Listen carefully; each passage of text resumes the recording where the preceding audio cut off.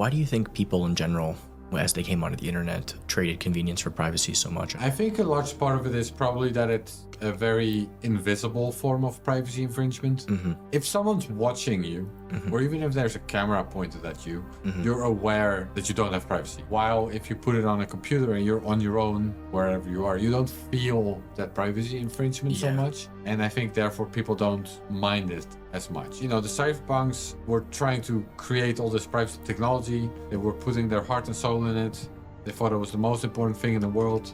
But then as the internet started to get adopted, as more people came online, it turned out that no one actually cared. Everyone was just using credit cards, no interest for digital cash. Everyone was just signing up for privacy infringing services. So the thing they had been fighting for, it now turned out no one cared about. And that's why Wei Dai and several other Cypherpunks kind of start to give up.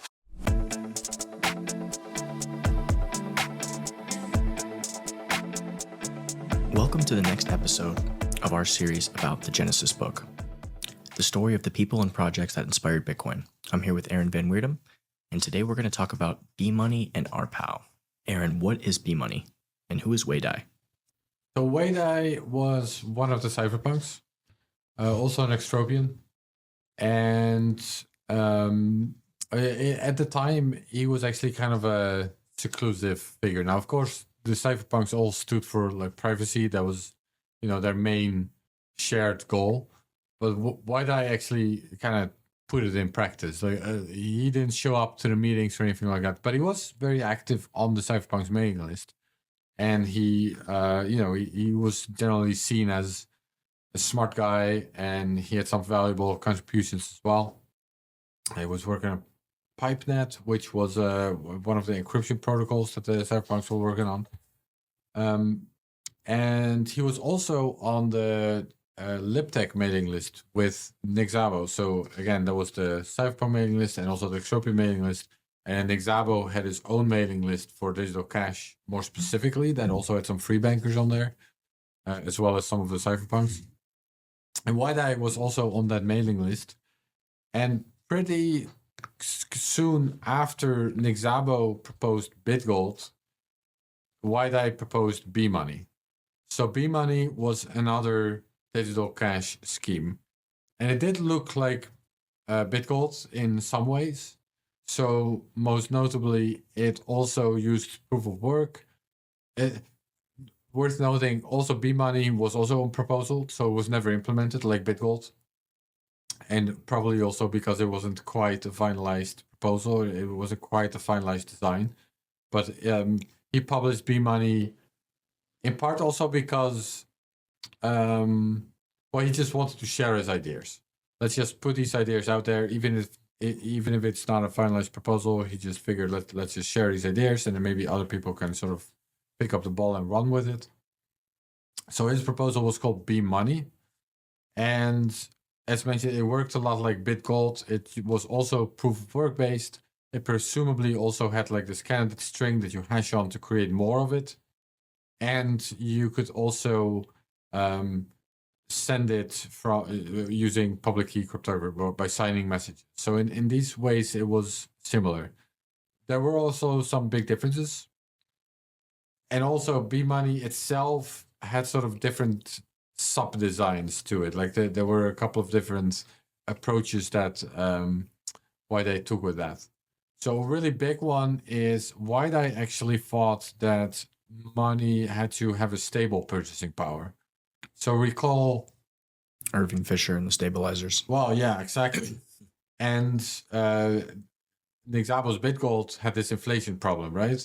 Which he then solved with these second layer protocols, with these banks, with the neobanks. But the BitGold itself, the proof of work, because it gets easier to produce over time, it had this inflation problem. And Wei Dai, he believed that B-money should have a stable purchasing power, indeed much like Irving Fisher's idea. So over time, you should be able to buy approximately the same amount of goods for the same amount of money. And he kind of had two proposals in which this could be done.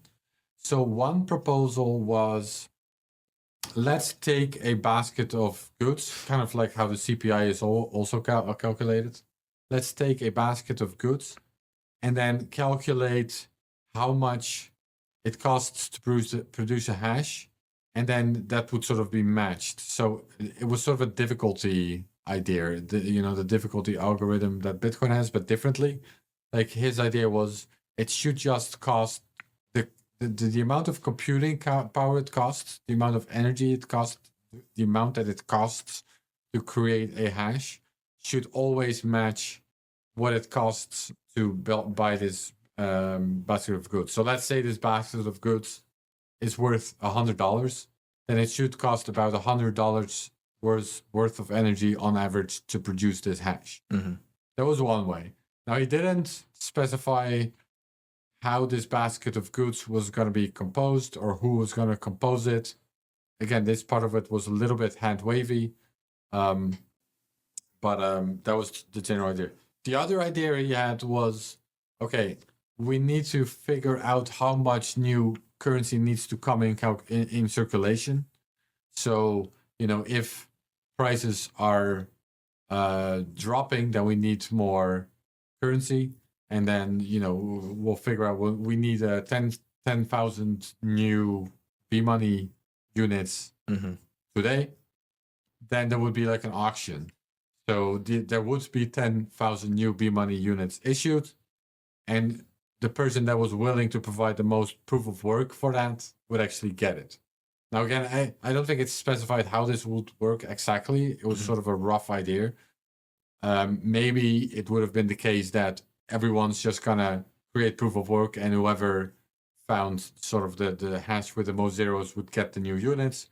Or maybe it would actually be more like an auction bidding process where someone says, I'm willing to pay, this difficult a hash in return for these 10,000 units, and then the winner would actually have to provide that hash afterwards. I don't think this was not specified. Auctions sound like the latter model, but the first model was definitely easier to implement. So again, that wasn't very clear. And then the other part, which is more interesting actually, the other part was, so how do you take care of the registry, right? How do you do that part? Who keeps track who owns what? The big problem that Nick Szabo was struggling with. Now, one way to do that was kind of similar to what Nick Szabo proposed. So he had this model in mind where there's sort of two types of users. There's like power users that it's kind of like the registry that Nick Szabo had. So these users will keep track of who owns what. And then there's regular users. And then if a regular user receives a payment, you would contact a subset of the power users and you would ask them, hey, is this a valid payment? Did this person really own this money? Does this check out with your registry that this public key could spend it to me? And then if this subset says yes, then you accept the money. If they say no, you don't. Right? So that was one way. Now, of course, this had the same problem that Nick Szabo had, that, who gets to be part of the registry? Is this like open? Can anyone be part of this? Now, Wei Dai did have this idea that maybe the way to a sort of a bar of entry to be part of this registry, you would have to put up B-money yourself. And then if you would cheat, you would lose the B-money. You would lose the currency units. So let's say it costs 10,000 units to be a power user, and then you get to be one of the people that gets to decide which transaction you go through. Well, let's say you're trying to lie, then you would lose your 10,000 B-money units. However, again, it was not specified how do you decide who's lying in the first place? How do you decide that a B-money power user would lose that money? Presumably, the B-money power users would have to decide it themselves somehow, but now it becomes circular. What if they try to cheat? Now they're not going to lose their money, of course, because they are saying they're honest. And there's no way for you to sort of check that. Now, what's most interesting was he had this other sort of sub-idea of how to do it. And this other sub-idea would be that basically everyone is like a power user. So everyone is keeping track of who owns what. So you sort of see the first iteration of what we call in Bitcoin like full nodes. Like everyone is checking that every thing is going honestly. Very similar to Stuart Haber and Scott Stornetta with their concept. Yeah. So their thinking was definitely in sort of the same category, like in the same way that Stuart Haber and Scott Stornetta thought the best way to keep timestamping honest, to keep a timestamping server honest, is to make everyone part of it. So everyone's checking on everyone else. So Wei Dai had a similar idea for that. He also said the best way to keep a BIM, or I don't know if he said the best way, but at least a proposal that he made was, let's make it so that everyone is checking on everyone else. Now, there is a problem, which is again the double spend problem. What if someone tries to double spend and they send the same transaction to different parts of the network first? Now, different parts of the network have a different idea of who owns what. And again, this was not a problem that was solved. So in short, like the summary of that is, I think B-money was a relevant proposal. There's several relevant ideas in there, but they're all kind of incomplete. So the proof of stake, because it's basically proof of stake what you're suggesting, right? Put up 10,000 coins, and then if you lie, they'll get stolen from you. So that, he introduced that idea.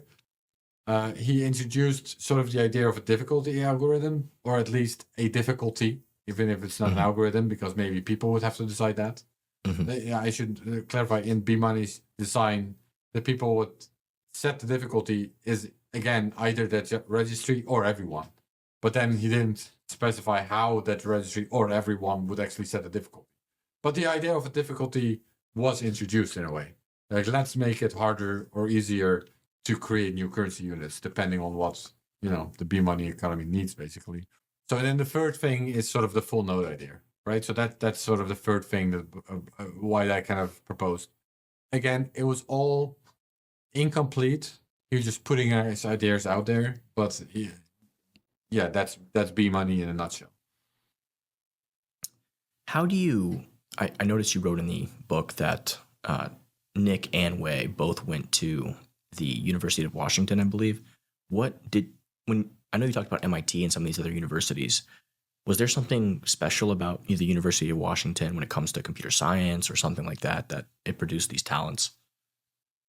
Not that I know of. Not that I'm aware of anyways. But yeah, they did both go to the same university. It's also an interesting little detail, because I mentioned that people didn't really know a lot about Wei Dai. And there was also a rumor on the Cypherpunks mailing list that it was actually Nick Szabo's pseudonym. His alter ego. Yeah. That Wei Dai wasn't actually a real person, but it was just Nick Szabo sort of, playing another role as well on the Cypherpunk mailing list, which is an understandable suspicion because they had very similar interests, and for the same reason, like Wei Dai was also inspired by Dip Mays, crypto anarchy, and he has a couple great quotes. Let me read them real quick. From Wei Dai. There has never been a government that didn't sooner or later try to reduce the freedom of its subjects and gain more control over them, and there probably never will be one. Therefore, instead of trying to convince our current government not to try, we'll develop the technology that will make it impossible for the government to succeed. Yeah, I think that very well encapsulates the cypherpunk ideology. Like, that's probably the best quote I found that sort of summarized it in, two sentences. It's really sort of the cypherpunks right code ideology distilled to its pure essence. Like, you can't trust governments to give us this freedom, so we need to protect it with technology that we're going to build. But yeah, they went to the same university, Nick Szabo and Wei Dai. Wei Dai is a real person, but they never met there or anything. So it seems like at least partially a coincidence. I'm not aware of any specific reason why that university created two big brain cypherpunks. Similar to Chom, it seems like over time, Wei Dai, he changed his thought process on certain things, and he was almost disillusioned with the cypherpunk vision. Yeah, that's one of the reasons that he put the B-money out there probably in a very incomplete form.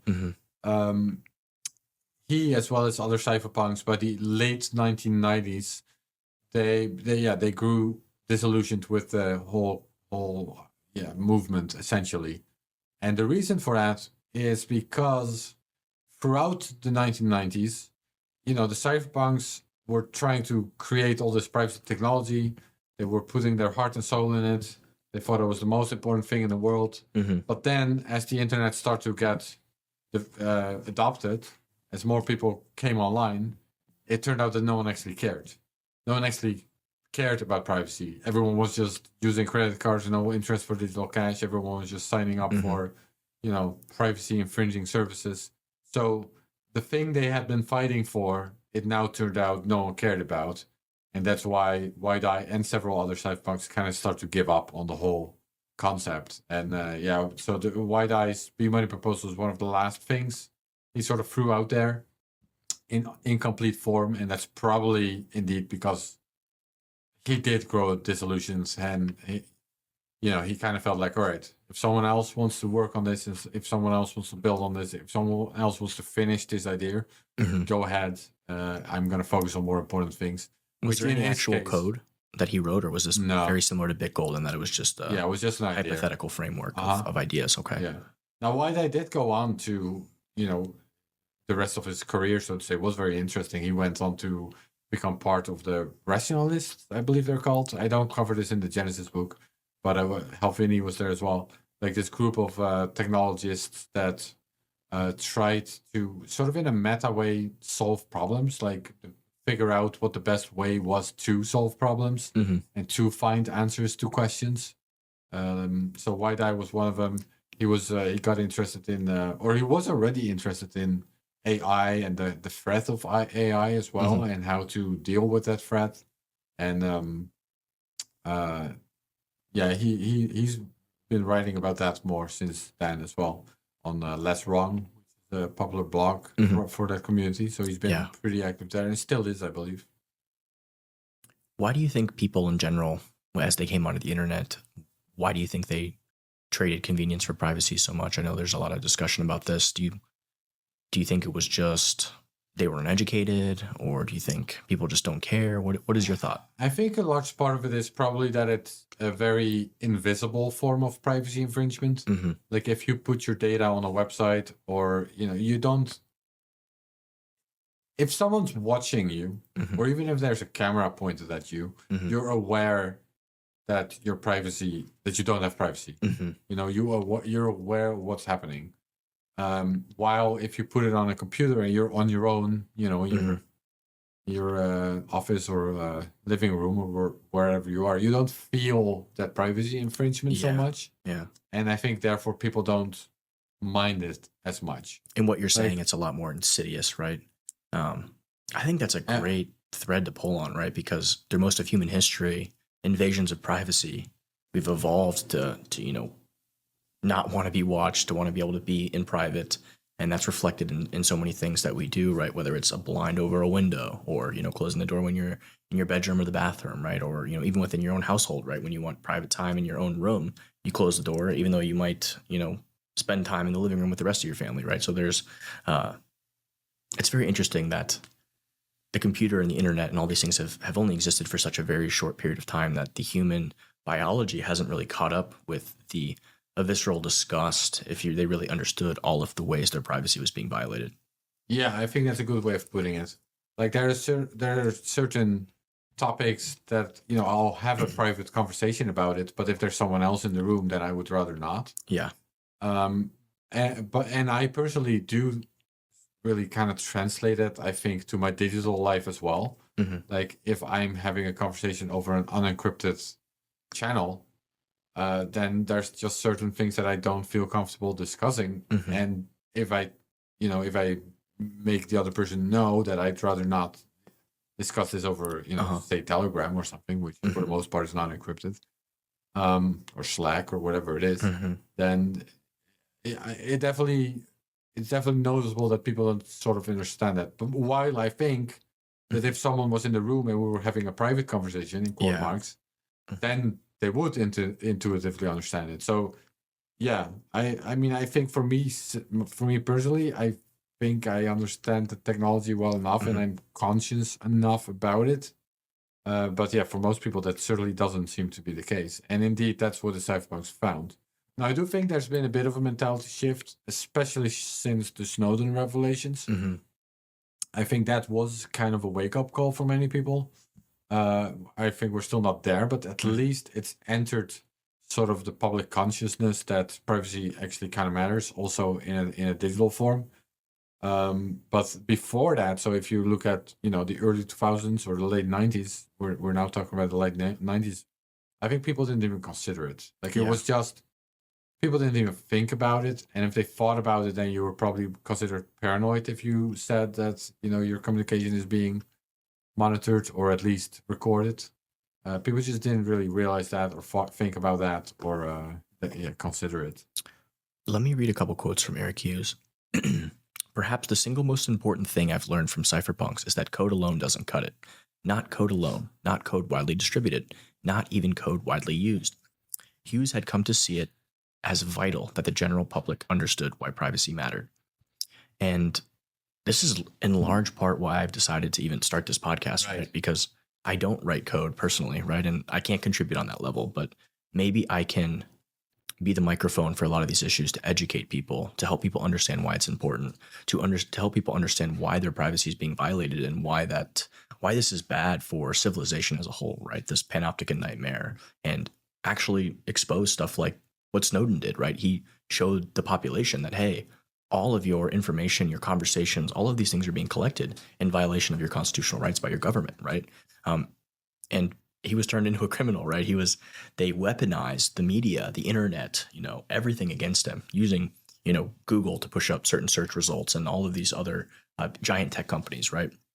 So that brings us to the next portion of this conversation. Let's talk about zero knowledge systems. Let's talk about the Canadian brothers, Austin and Hill, and their contributions. Yeah. One thing about that quote, I really love that quote because because it's a quote by Eric Hughes himself, one of the founders of the Cypherpunks.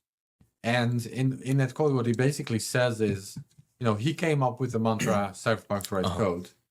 Now, 5-6 years later, he said, code is actually not enough. And I agree with that. Like you need the code. You need the code to communicate privately, but people also need to understand why it's important. It needs to be something that's also accepted by the general public in order to be able to sort of safely do it. Like if everyone who communicates privately is considered a criminal, then you're still probably not going to want to communicate privately because you don't want to be a criminal. You don't want to be considered a pariah, so it needs to be a general understanding that these things matter and why they matter. So yes, you got to create the code, you got to write the code, but you also need to explain why the code matters and why people should at least be allowed to use the code and ideally use the code themselves. Yeah.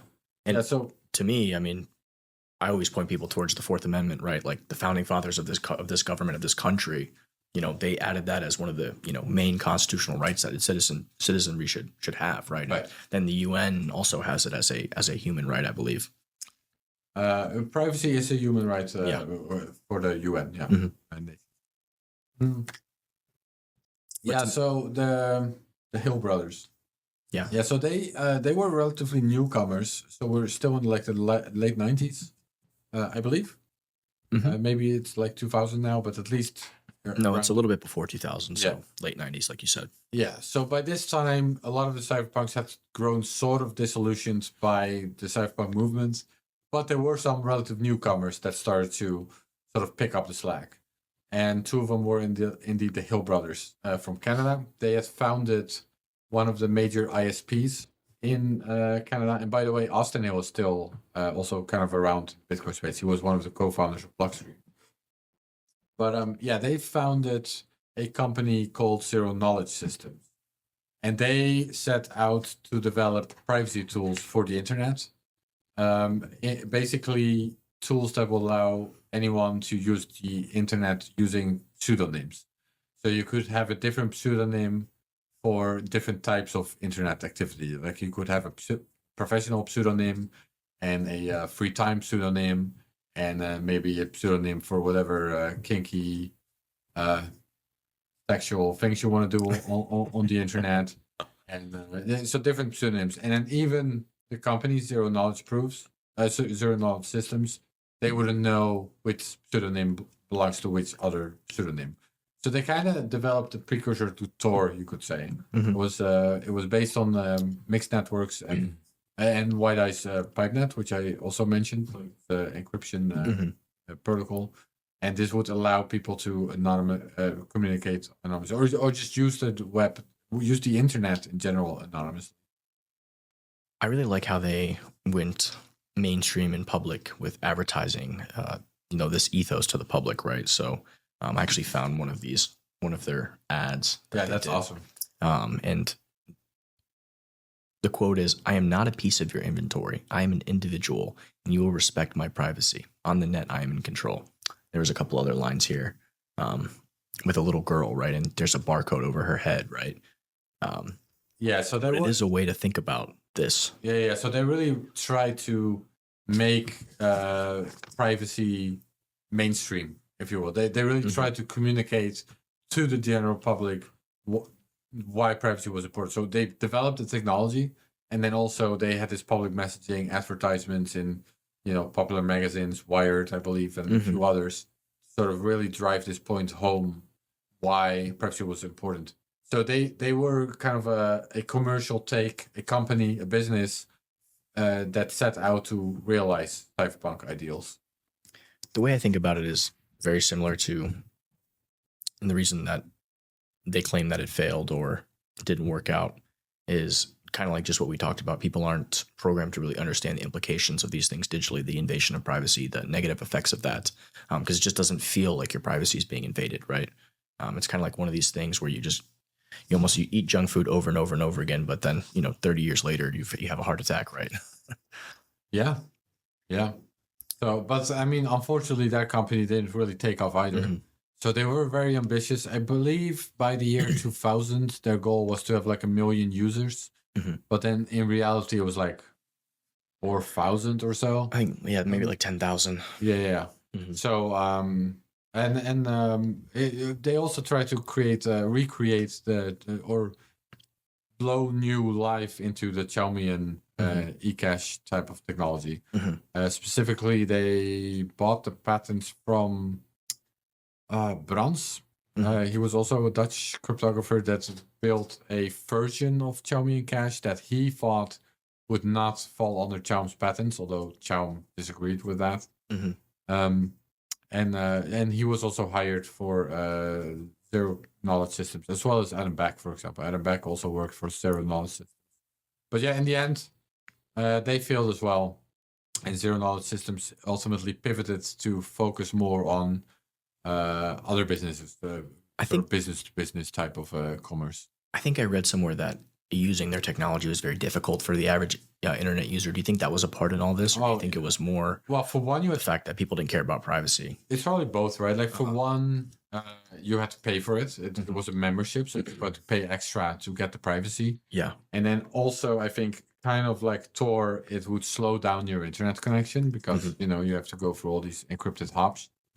And then combine that with the fact that most people just don't really care about privacy, or at least at that time didn't, and still don't, but at least at that time was probably even worse. So combine that with each other and you find your explanation for why Zero Knowledge Systems didn't really take off, or at least didn't take off in the way it was originally envisioned.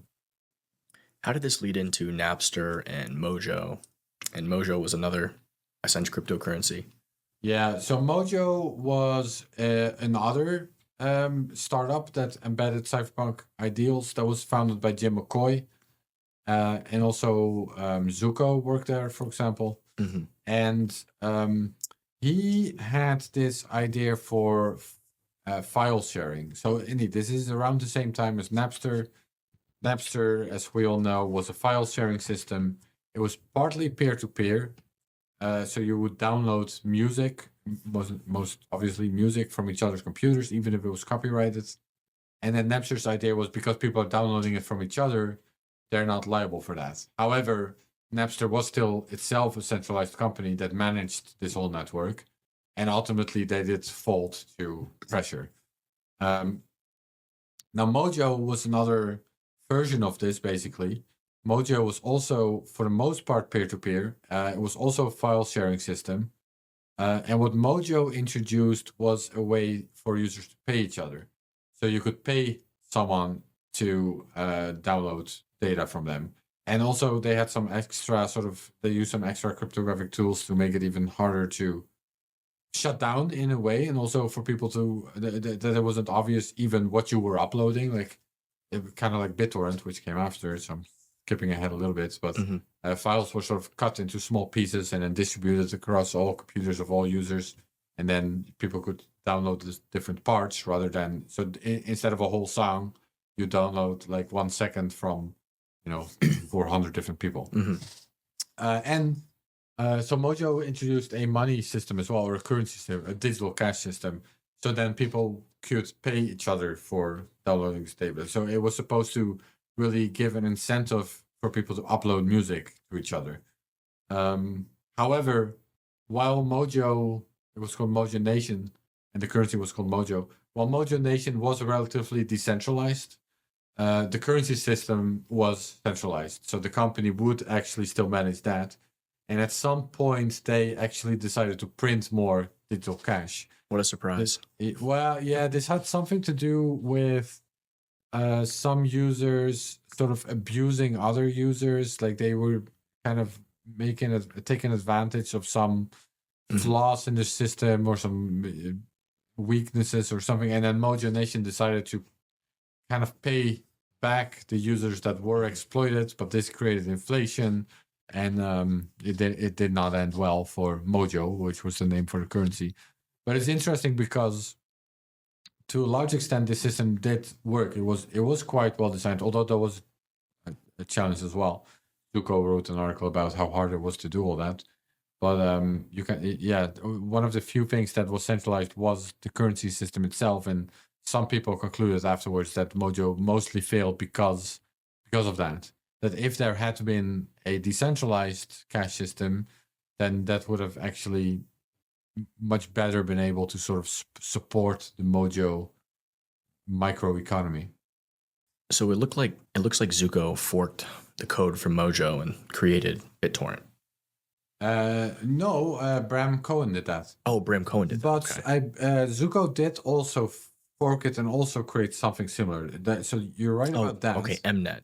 He created Mnet, and then Bram Cohen created BitTorrent. Yeah. Okay. So yeah, indeed. So like the technology of Mojo Nation, I should really say, was interesting and innovative. But the whole sort of economy aspect of it didn't work out. But then indeed, Bram Cohen also worked at Mojo Nation, and then he forked the code and created BitTorrent. So what's interesting about BitTorrent, I just explained the Napster. I just told the Napster story about how it had this peer-to-peer aspect to it, but it was also a centralized company. Bram Cohen basically released a simplified version of the Mojo Nation protocol, and BitTorrent was a file sharing system that was truly decentralized. So there was really no company, no central server. Nothing like that. It was peer-to-peer, so completely peer-to-peer. So what that means is it's really just users helping each other, sharing data among each other without any central party. So what that meant was, for one, that would make it impossible to shut down. Or maybe I should say, for one, that made Bram Cohen no longer liable for how people were using it. It became much more like the internet itself. Yeah. Like there's no one responsible for how other people use the internet, right? So BitTorrent became really like an internet protocol. It's a protocol, yeah. And then people could individually be liable for how they use it. If they individually upload illegal files, copyrighted files, they could be liable for that. But the developer of the system was no longer liable. And even if he was considered liable, that's the most interesting part, he couldn't stop it anyways. Because it was truly this decentralized technology that people were running themselves, and Bram Cohen couldn't stop it or change how they use it, even if he wanted to. It's like this living, breathing organism that it's in the wild now. Yeah. And you can't put it back. Exactly. So, that's obviously relevant for Bitcoin to sort of make that jump ahead. Bitcoin also, like, there's no one in charge. It's really this peer-to-peer technology without any central server that no one is liable for and no one can shut down. So BitTorrent kind of showed that, that solution, or sort of paved the way in that direction. Like if you, this truly peer-to-peer system, that's actually very resistant to government, regulation and closure ultimately. Let me read the last paragraph of this chapter because I think it's really good. Whereas Wei Dai, Eric Hughes, and the other cypherpunks thought that electronic cash and other crypto tools could only succeed if public awareness about the importance of online privacy increased, BitTorrent would years later demonstrate that it could work both ways. A powerful enough technology could itself help change the prevailing culture. Yeah, so the relevant point there is that while with Napster, the effort from the music industry was to shut it down, which they managed to do, after BitTorrent came online, the effort sort of shifted to offering better services than that, right? So like the Apple Store, the iTunes Store, like make it so that people can get easy access to this music rather than trying to shut it, because they can't shut it down. So they just compete. So that's, so it sort of changed the music industry pretty fundamentally. And the suggestion I'm making there is that Bitcoin could also change. Like if you create something that cannot be shut down, then it could actually change sort of the culture around it. I think indeed we've seen that, and we're just starting to see the very beginning of it. Let's move along and talk about RPow, which is Hal Finney's contribution. Yeah, so that's sort of the last digital cash project that I discussed before we actually get to Bitcoin. I mean in the book, but also in the podcast series, presumably. So Hal Finney, I already mentioned him a couple of times, I think. Yeah, in the context of extropianism and cryopreservation, and I mentioned that he was the first user after Satoshi of Bitcoin. But yeah, he was a cypherpunk. He was an extropian. Was a game developer early in his career, and he got very interested in digital cash as well. So on the Cypherpunk mailing list, he was pretty consistently involved with these discussions. Whenever someone proposed a digital cash system, he was often the first one to sort of review it and then get back to the mailing list, sort of explain it to others in his own words. So he was always on the forefront of that, of digital cash. He's one of my favorite characters in this whole story, just because of his, today we'd call it, in Mark Andreessen's words, he was a techno-optimist, right? Right, yeah. He was a realist and a pragmatist, and maybe he didn't subscribe to the radical libertarianism of Tim May. No, he was quite radical. He was just also kind of a realist to what extent it he was believed possible. It, but he just didn't. Yeah, exactly. But he, was the first person to try all these ideas, and he was, engaged. Whereas a lot of people became disillusioned. He was always very optimistic. Yeah, that's right. So as we mentioned, the Cypherpunks kind of grew disillusioned by the late 90s. And the attempts to create digital cash kind of dried up, or they moved to, there were a whole bunch of other digital cash projects that were kind of digital cash in name only. Like they called themselves digital cash, but they had no privacy aspects, no decentralization, none of that. And then Hal Finney, he was not giving up. So can I read a couple quotes by him? Yeah, of course, because he's got some good ones. So this is early Hal Finney. Dossiers could be built up which would track the spending patterns of each of us, Finney warned. Already, when I order something over the phone or electronically used my Visa card, a record is kept of exactly how much I spent and where I spent it. As time goes on, more transactions may be done in this way, and the net result could be a great loss of privacy. It seems so obvious to me, Finney later recalled.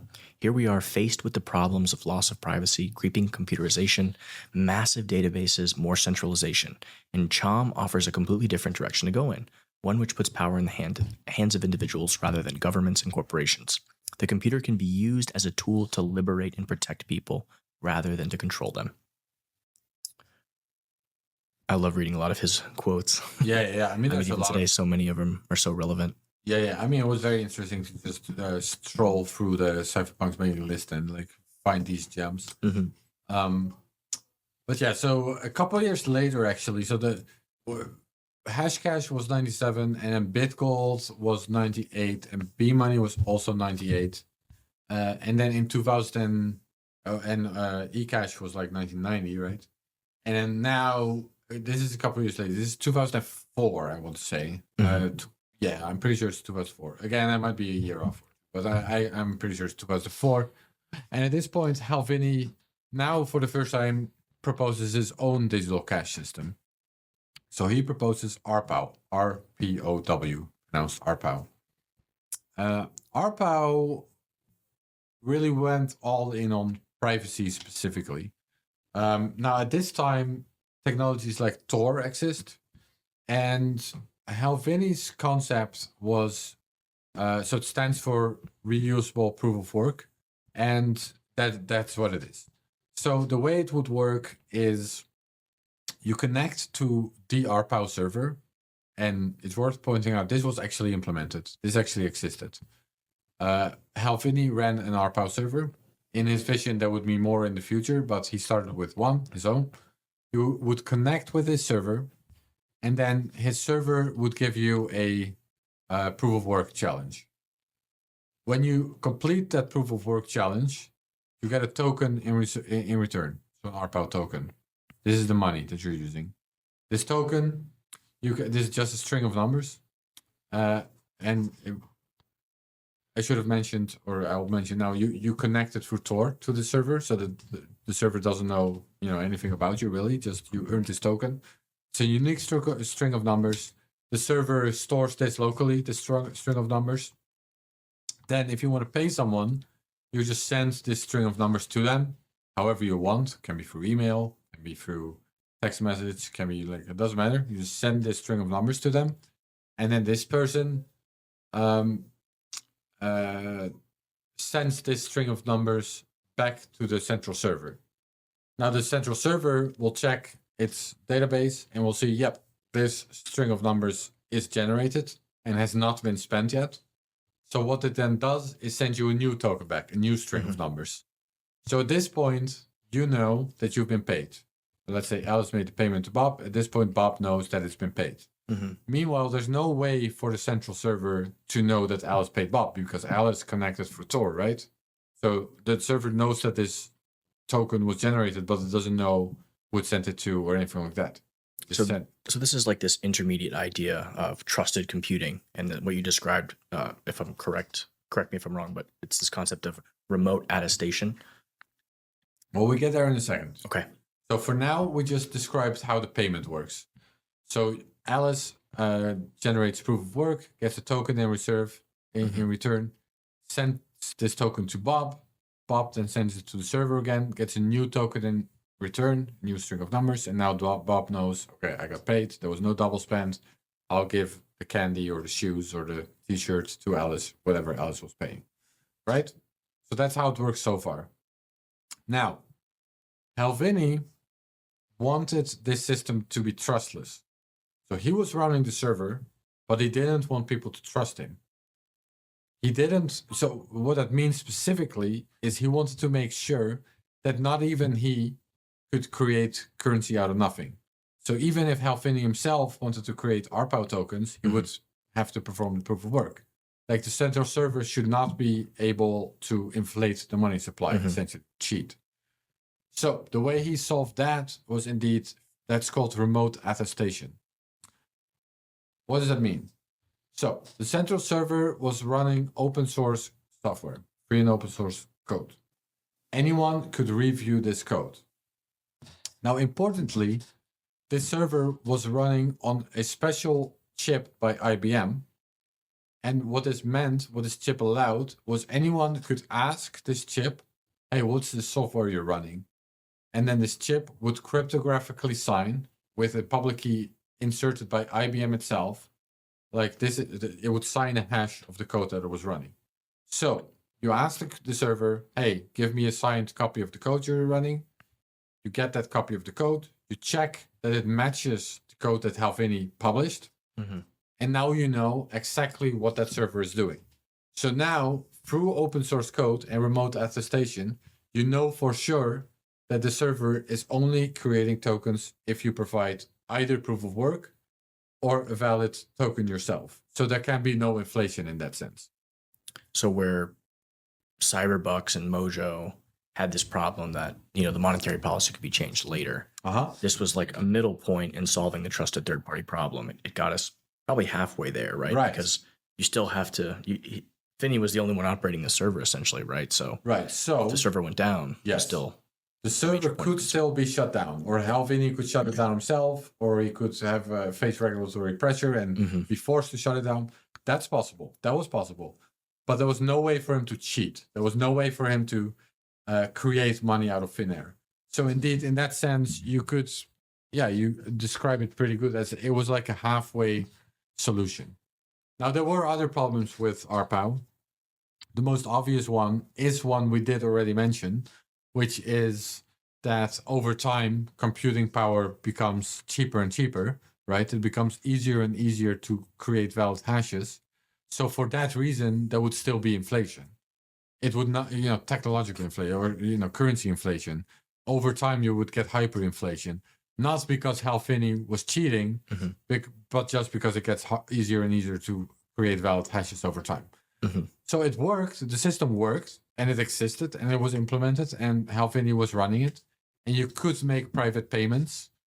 However, there was no strong incentive for anyone to hold RPow tokens, because now you're holding a token that will be inflated for sure over time. Via Moore's law, just because of computing power increasing. Exactly. So it could be useful potentially for many of the same reasons that Hashcash was useful. Like if you want to counter spam, for example, it's good for that. But like as an actual money system, it wasn't very useful unless you want to accept hyperinflation, which no one does. So there was no reason for merchants to accept. Why would you sell anything for a form of money that can be hyperinflated or that will hyperinflate?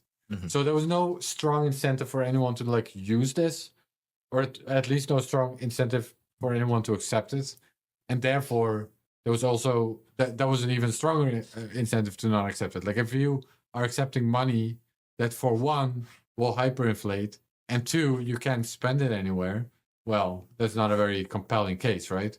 So again, it was sort of this chicken and egg problem that it didn't catch on because there was no incentive to start using it really. But it was a working system and it offered privacy. It didn't go anywhere in the end. What's interesting to note is that Greg Maxwell also worked on this. So Greg Maxwell is one of the premier, well-known Bitcoin Core developers. Now he's not as active anymore. He's active with other things. He was very active with the Greg Wright lawsuits and trolling BSVers online. But as an actual Bitcoin Core developer, I do think he still sometimes reviews things. But sort of in the years from 2011 to 2018 or so, he was definitely one of the main Bitcoin Core developers. And he also worked on RPow with Hal Finney before Bitcoin. Can you talk a little bit about you touched very briefly on this in the chapter here, but I think it's interesting to see how the Cypherpunk mailing list played out over time and the idea of a moderation policy and Tim May and Gilmore kind of fighting over that and Cypherpunks kind of this anarchy playing out. Yeah. So some people sometimes ask what happened with the Cypherpunks, right?